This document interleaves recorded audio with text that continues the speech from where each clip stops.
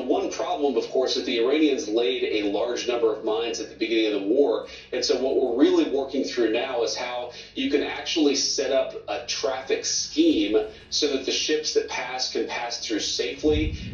We didn't have to set up a traffic scheme before. Now all of a sudden, we have to do all these things to get the Strait of Hormuz to open back up, when all we had to do was leave them alone, or approach this situation from a different standpoint, and just jumping in their head first, bombing those folks over there. This is what got us into this situation. There was free flow traffic through the Strait of Hormuz. No tolls were being charged. Nothing was going on. It was free flow of traffic. Everybody was happy. And then along came Donald Trump. They're hurting in a big way. They want this thing to be over. The question is whether their system is able to give the things that are necessary for us to be happy. Now we're sitting here trying to accomplish things that were already accomplished before the war began.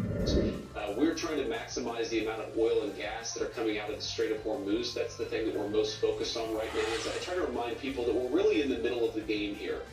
This thing is not over. It's obviously not at the beginning. We're in the middle of the game. The last thing American families want to hear is, oh, we're really in the game and we're going to win. We just got to make our strategy. But this is not a game for us, son. I'm sorry. I'm sorry to have to tell you.